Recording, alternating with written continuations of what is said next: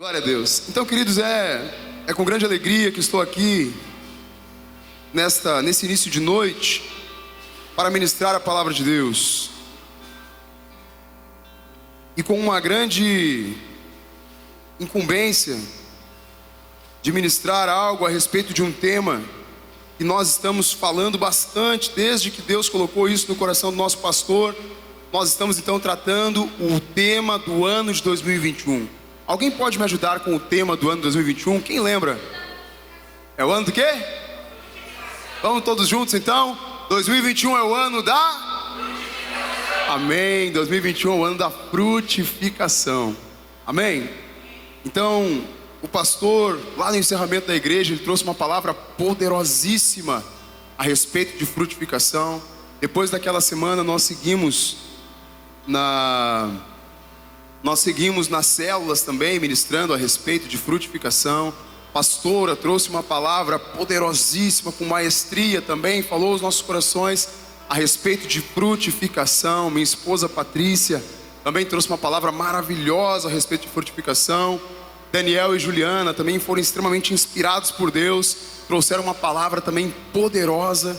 E aí, nesta noite, fica para mim então a grande dificuldade, a grande incumbência de continuar falando deste tema, depois de ele ter sido tão bem apresentado e pregado pelos meus amigos e irmãos. Agora nós também estamos aqui com essa incumbência de falarmos a respeito de frutificação do ano 2021. Amém? Nós vamos falar sobre isso nesta noite. Eu quero então iniciar orando para que Deus os abençoe. Em nome de Jesus, peço que você repita comigo essa oração. Diga: Senhor, nesta tarde, início de noite, eu vim para a tua casa, porque eu preciso ouvir a tua voz. Pai, eu te peço que apesar e através da vida do Júnior, tu fale comigo, Senhor. Prepara o meu coração para receber a tua palavra. Pai, fala comigo, fala comigo, fala comigo. E quem crê nisso aplaude ao Senhor. Amém. Podemos assentar, queridos. Então, quero ministrar sobre uma palavra que está lá em Lucas, capítulo 13. Lucas, capítulo 13, do versículo 6 ao versículo 9. Convido você a abrir sua Bíblia, por favor.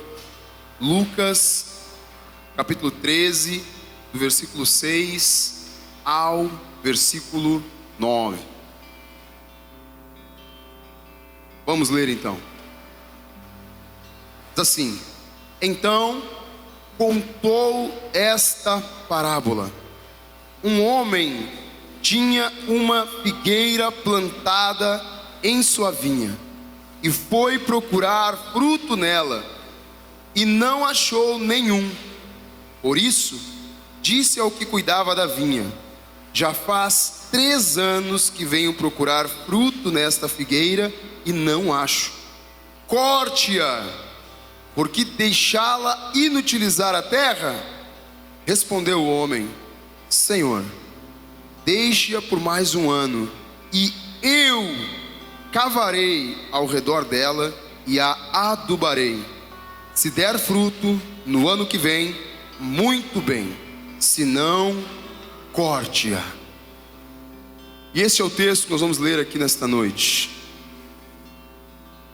Esse texto ele está registrado no Evangelho de Lucas. Amém? Nós bem sabemos que são 4 evangelhos: Mateus, Marcos, Lucas e João.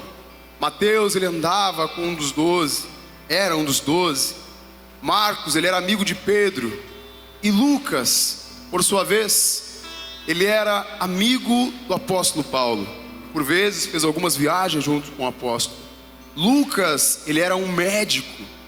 E é este Lucas que escreve este livro, este evangelho. Esse livro, ele foi escrito entre 60 e 70 anos depois da morte de Cristo. E tem um registro maravilhoso lá no capítulo 1 desse livro. Não precisa abrir sua Bíblia, Lucas, capítulo 1, versículo 13 e 4, Lucas, ele mostra para quem ele escreveu e como ele escreveu este livro que nós estamos lendo aqui.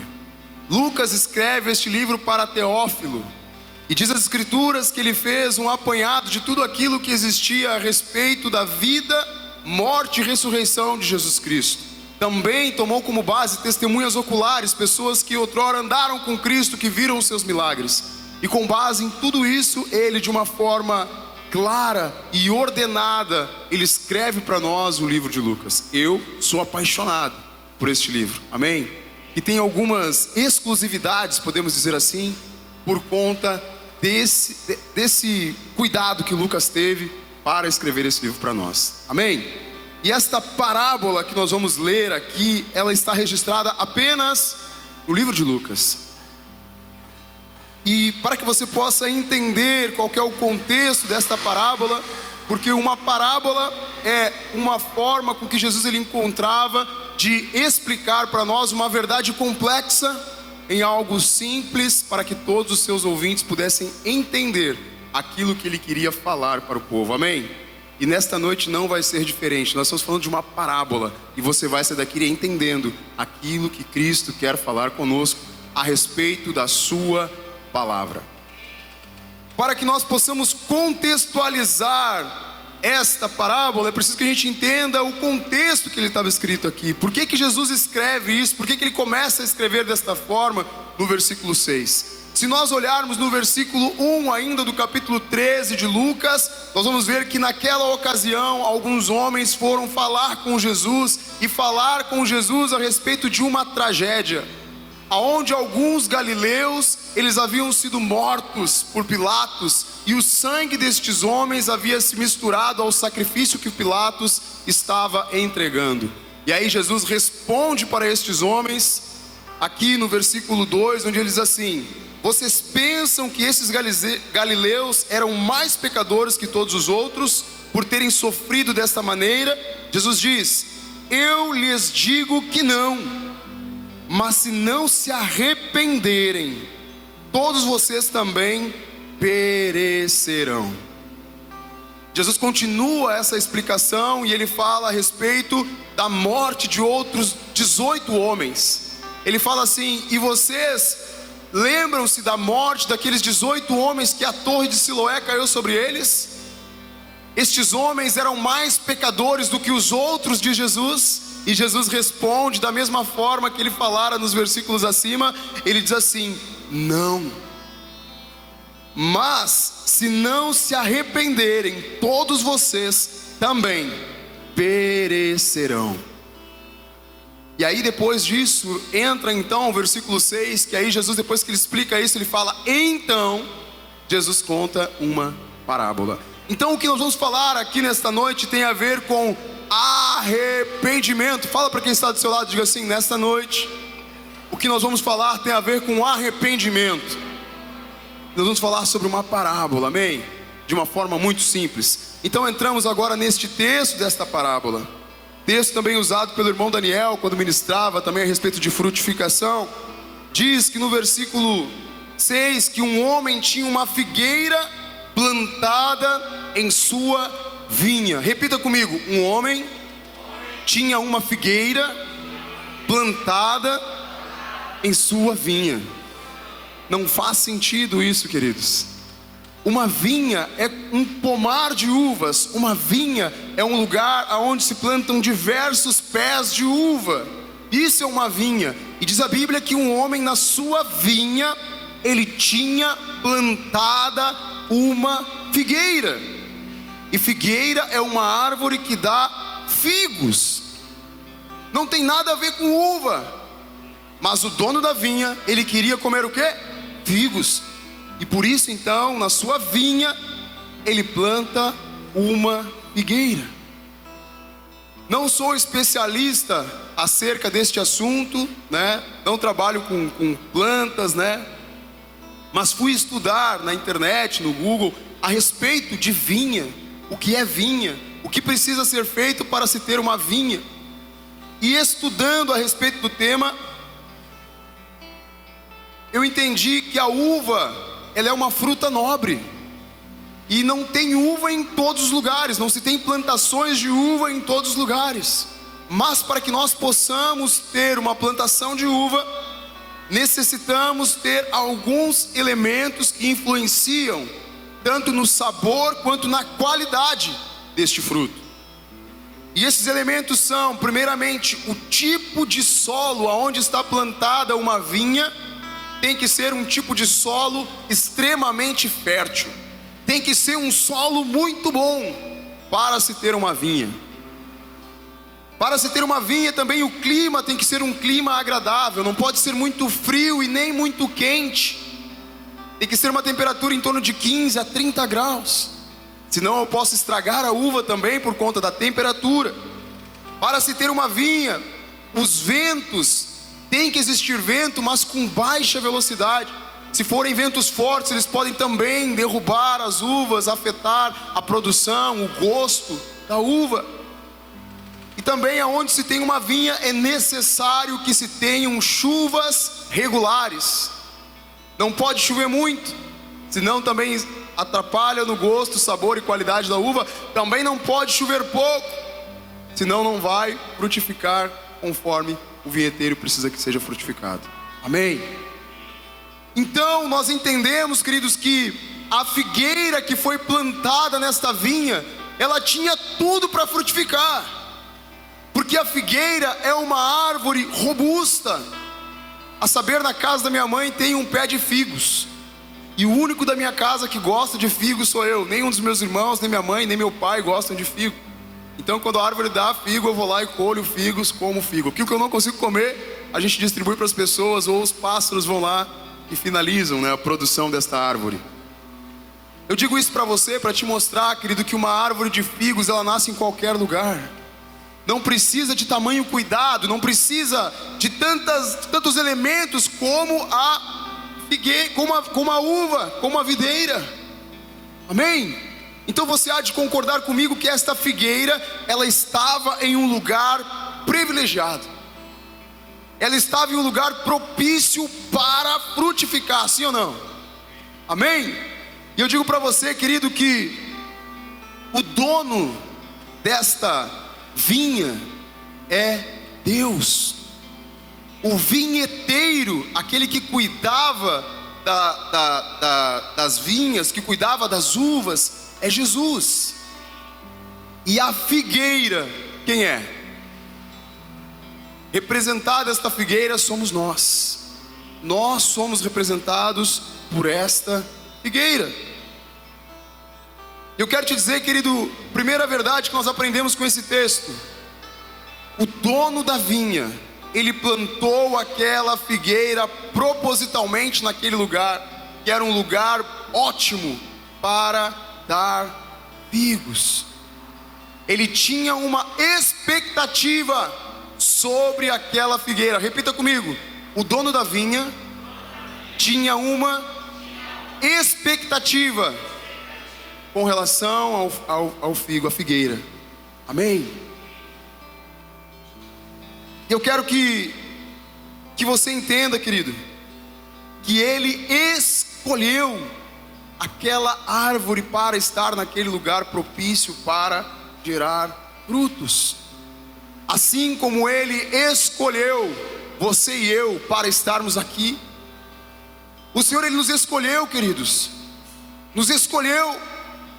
Muitas vezes vocês ouvem o pastor Hugo falar a respeito da nossa conversão, quando ele fala que a nossa tia lá do Rio de Janeiro, hoje já falecida, que a nossa tia orou por nós, investiu em nós, gastou tempo conosco, porque ela acreditava que lá do Rio de Janeiro, se ela orasse, Deus levantaria homens aqui no Rio Grande do Sul para converter a nossa família, para pregar o Evangelho.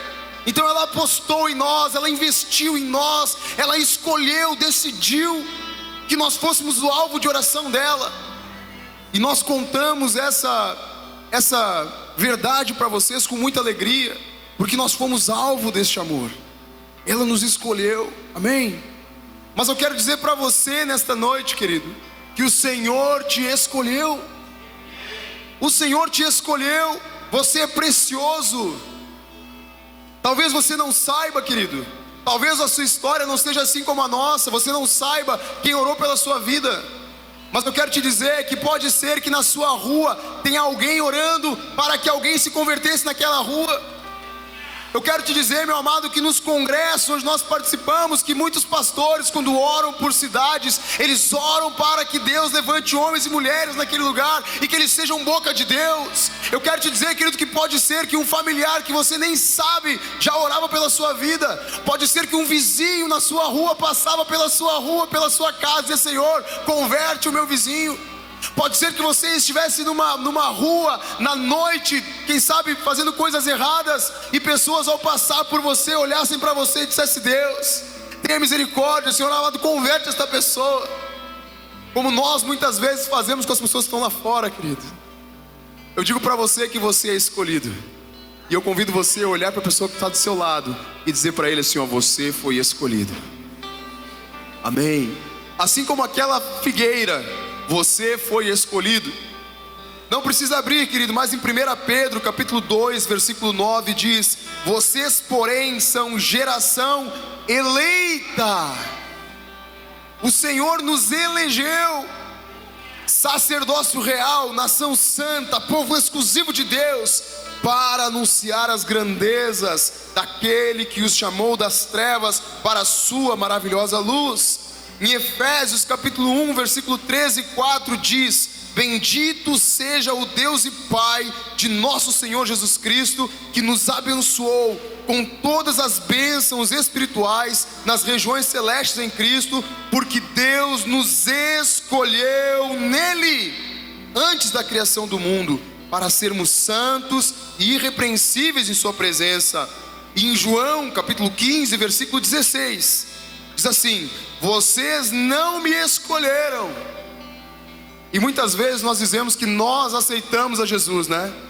Ah, eu aceitei Jesus. Não, foi Ele que nos aceitou, queridos. Ele diz assim: ó, vocês não me escolheram, mas eu escolhi para irem e darem fruto, e o fruto que permaneça, a fim de que o Pai conceda a vocês tudo o que pedirem em seu nome. Amém? Nós somos escolhidos do Senhor. E também eu entendo, querido, que Deus tem investido em nós. Olha para quem está do seu lado, diga para ele assim: Deus tem investido em nós. E você há de concordar comigo, querido, que tem gente por aí que é muito mais inteligente do que nós e não tem o que nós temos. É uma verdade ou não é? Tem gente aí que é muito mais capaz do que nós e não tem o que nós temos. Queridos, Deus tem sido sobre nós.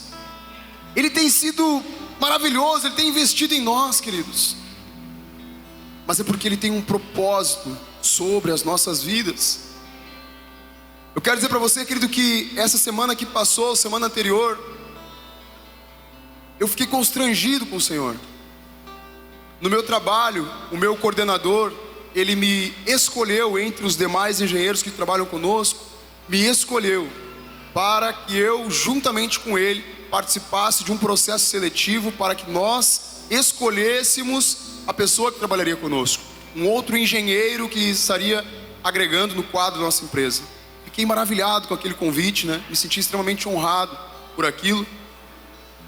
O setor de recursos humanos separou 6 currículos, entre muitos currículos, e enviaram para a minha empresa. E aí ele me encaminhou esses 6 currículos para que eu avaliasse esses currículos e depois chamasse os candidatos para uma entrevista. E quando eu comecei a avaliar aqueles currículos, queridos, foi quando eu entendi isso aqui que eu estou ministrando para vocês. Que Deus tem investido em nós, queridos. Quando eu estava avaliando aquele currículo, queridos, eu olhava e aqueles candidatos, eles eram muito melhores do que eu, querido.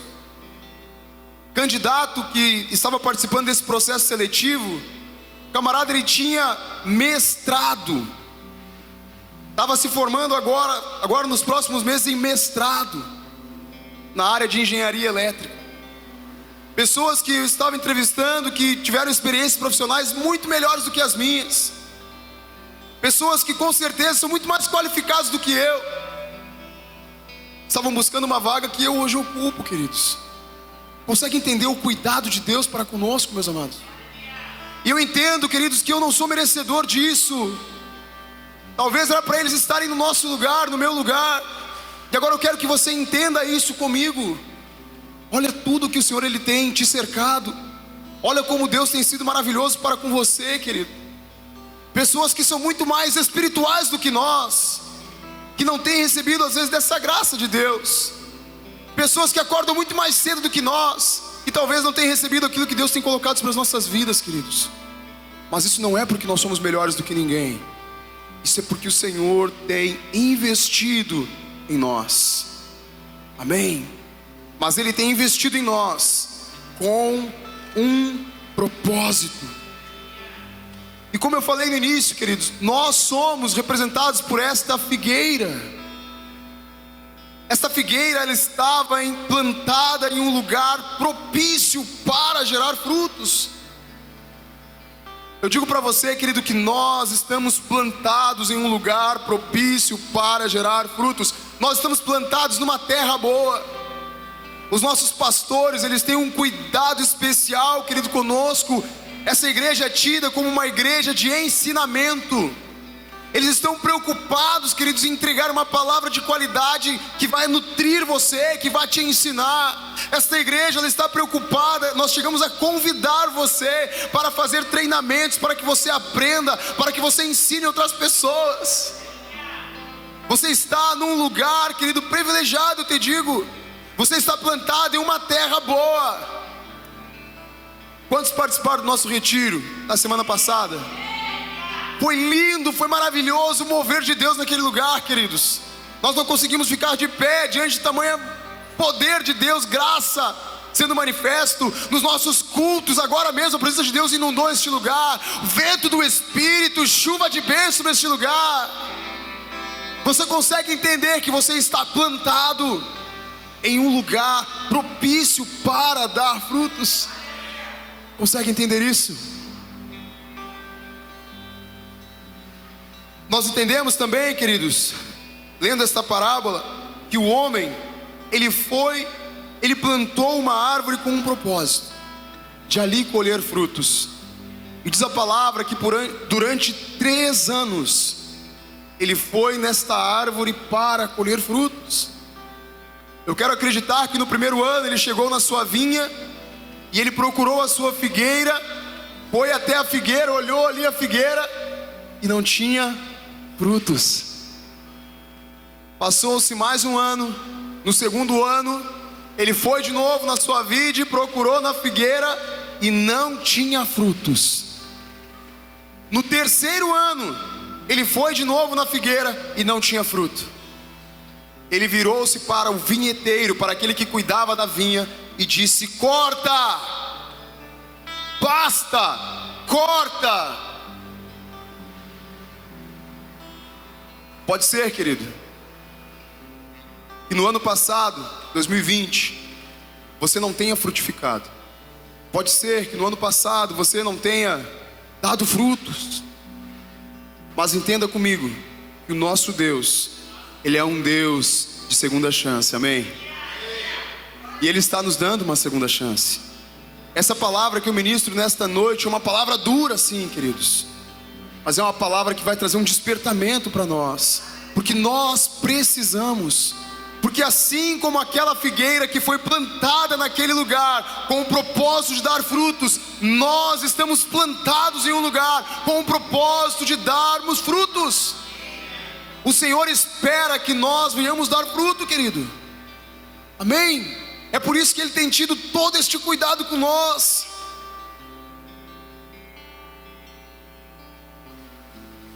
Amém? Quero ler com você que no versículo 8 diz assim: depois que o dono da vinha disse: corta, respondeu o homem e disse: Senhor, deixa por mais um ano, e eu cavarei ao redor dela e adubarei. Versículo 8. Nós vemos aqui, queridos, a graça e a misericórdia de Jesus. Porque Deus olhou para aquela figueira e ia aplicar ali a sua justiça. Não está dando fruto? Corta. Não tem por que deixar ela ficar ali inutilmente, sugando a terra, tirando os nutrientes da terra. E aí vem o vinheteiro e diz: Senhor, deixe-a por mais um ano, misericórdia e graça. Amém?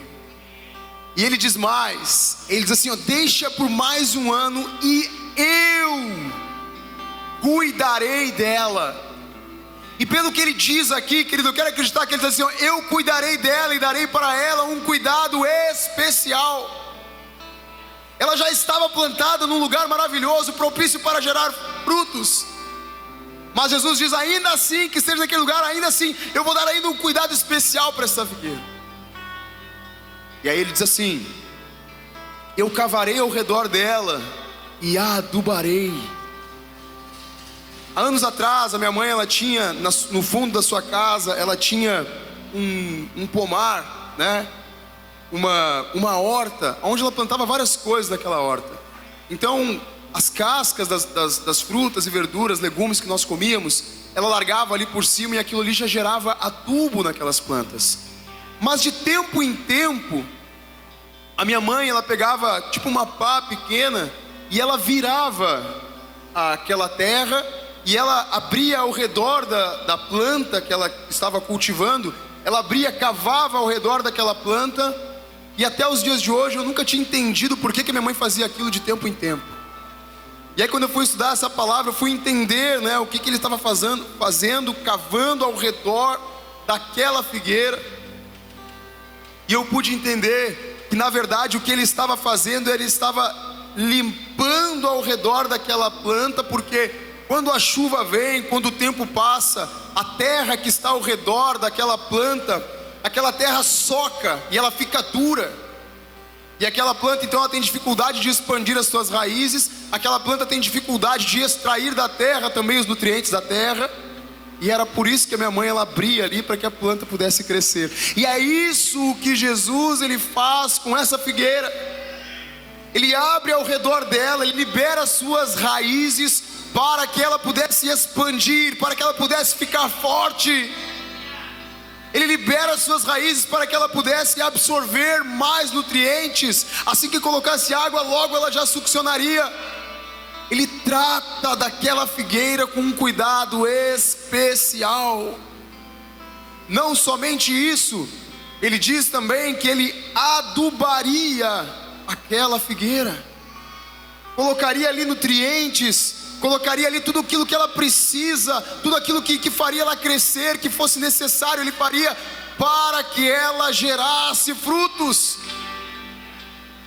E nós falamos, queridos, que nós somos essa figueira. E se nós analisarmos, querido, nós vamos entender que o Senhor ele tem tido um cuidado maravilhosíssimo para conosco. Tem nos cuidado, tem nos cercado com tantas coisas. Eu quero dizer, querido, que Deus ele está disposto a investir em mim e em você como figueiras, como nunca antes fez. Cavar ao redor, adubar ao redor, mas com um propósito, com o propósito de nós darmos frutos. Eu quero dizer para você, querido, que Deus ele tem sido tão maravilhoso conosco, que não era para eu estar aqui ministrando essa palavra para vocês. Como eu disse, tem pessoas mais capacitadas do que eu para pregar essa palavra. Queridos, era para eu estar no inferno, queridos, se eu continuasse levando a vida que eu levava. Porque esse é o nosso destino, se nós não nos convertermos. Se o Senhor não tivesse nos escolhido, se o Senhor não tivesse nos arrancado daquele lugar onde nós estávamos, queridos, nós estávamos fadados a irmos para o inferno. Mas pela misericórdia e graça dEle, Ele nos escolheu. Ele nos tirou do lugar onde nós estávamos e nos colocou em um lugar propício para a frutificação. Amém? Ele nos tirou do lugar onde nós estávamos com um propósito. Ele nos escolheu com um propósito. E esse propósito é que eu e você venhamos dar frutos. E com esta palavra eu convido você a ficar de pé. Chamo já o Ministério do Louvor.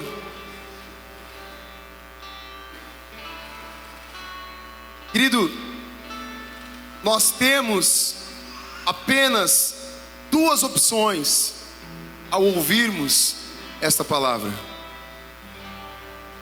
Levanta a mãozinha assim comigo e diga assim: eu tenho apenas duas opções a partir de ouvir esta palavra. A primeira delas é: eu tenho que frutificar. A segunda: eu tenho que frutificar. A nossa única opção, queridos, é frutificar. Nós estamos num lugar propício. O Senhor, Ele tem sido maravilhosíssimo para conosco. E esta palavra é uma palavra dura, sim, mas é uma realidade, queridos. O Senhor, Ele tem nos dado chances maravilhosas. Eu quero dizer para você, querido, que os pastores, eles sempre lançam, no seu cronograma ali, as datas que terão batismos. E quando eles lançam ali, eu me bato, queridos, eu fico agitado, porque eu quero converter as pessoas, quero que as pessoas, em nome de Jesus, aceitem a Jesus, conheçam a Cristo, desçam as águas, se batizem. E a gente vai, a gente acompanha, a gente aconselha, a gente prega a palavra de Deus, porque eu acredito que esse é um dos nossos propósitos, queridos. E sempre que tem batismo, eu fico ali agitado, porque eu sempre quero que alguém desça as águas. Alguém que foi conduzido por mim, que eu peguei, que eu abracei, que eu ensinei. E eu não faço isso porque eu quero ser melhor do que ninguém. Não me interprete mal, por favor. Eu faço isso porque eu entendo que eu fui chamado para isso, queridos. Amém? E quando eu não consigo levar alguém a descer as águas, eu fico frustrado. Eu olho para mim e digo: Senhor, eu poderia ter feito diferente. Eu poderia, quem sabe, ter pregado mais, ter ensinado mais, estar mais atento às situações. E eu gostaria de deixar isso no seu coração também, querido. Que você entenda que nós fomos chamados para dar frutos. E esse fruto não tem nada a ver com fazer. Às vezes nós pensamos: não, dar fruto é tocar, dar fruto é pregar. Não tem nada a ver com fazer. Este fruto tem a ver com ser. Porque o fruto do Espírito é bondade, é longanimidade, é domínio próprio, é temperança, é amor. Então, querido, se nós tivermos isso em nós, se nós aflorarmos este fruto do Espírito em nós, nós vamos gerar deste fruto em outras pessoas, e outras pessoas vão também desfrutar daquele fruto que está em nós. Consegue entender? Deus nos chamou para frutificar. E eu trago esta palavra, querido, não é para trazer peso, condenação sobre você, querido. Bem pelo contrário. Porque Jesus, Ele não tem prazer em que ninguém seja cortado. Não tem. Tanto é que Ele nos dá uma segunda chance. Tanto é que Ele diz: não corta. Tanto é que Ele diz: não, eu vou cuidar, eu vou adubar, porque Ele não quer que ninguém seja cortado. E essa palavra é uma palavra de amor da parte de Jesus para nós, queridos. Ele não quer que nenhum de nós sejamos lançados no fogo. E aqui agora eu falo sobre salvação, sobre vida eterna. Jesus Cristo morreu na cruz do Calvário por mim e por você. Amém? E nós fomos alcançados pelo Senhor com um propósito: de frutificarmos. Por que devemos frutificar? Porque quando nós frutificamos, o Senhor é glorificado através do nosso fruto. Então vamos frutificar em nome do Senhor Jesus Cristo, amém? Quero ler um versículo com você, está lá em Isaías, capítulo 55, versículo 3. versículo 7, diz assim: inclinai os vossos ouvidos e vinde a mim, e a vossa alma viverá, porque convosco farei uma aliança perpétua, dando-vos as firmes beneficências de Davi. Eis que eu o dei por testemunho aos povos, como líder e governador dos povos. Eis que chamarás a uma nação que não conheces, e uma nação que nunca te conheceu correrá para ti, por amor do Senhor teu Deus e do Santo de Israel, porque Ele te glorificou. Buscai ao Senhor enquanto se pode achar, invocai-o enquanto está perto. Deixe o ímpio o seu caminho, e o homem maligno os seus pensamentos, e se converta ao Senhor, e se compadecerá dele. Torne para o nosso Deus, porque é grandioso em perdoar. E eu comecei esta palavra aqui falando a respeito de arrependimento. Amém. E eu finalizo esta palavra falando sobre arrependimento. O arrependimento, primeiramente, ele gera em nós uma tristeza. E daqui a pouco, ao ouvir esta palavra, você fica assim triste, porque o ano de 2020, quem sabe você não frutificou como deveria ter frutificado. E eu digo para você que isso é da parte de Deus para conosco. E nós nos sintamos assim, porque a partir do momento que a gente se sente assim, a gente pensa: eu preciso mudar. E aí aqui dentro a gente começa a pensar de uma forma diferente. E tudo está aqui. A gente tem que mudar aqui dentro, muda o ambiente aqui dentro, e tudo ao nosso redor será mudado. Porque isso se chama mudança de mente, que se chama também metanoia. Nós mudamos a nossa forma de pensar, e automaticamente mudamos também a nossa forma de agir.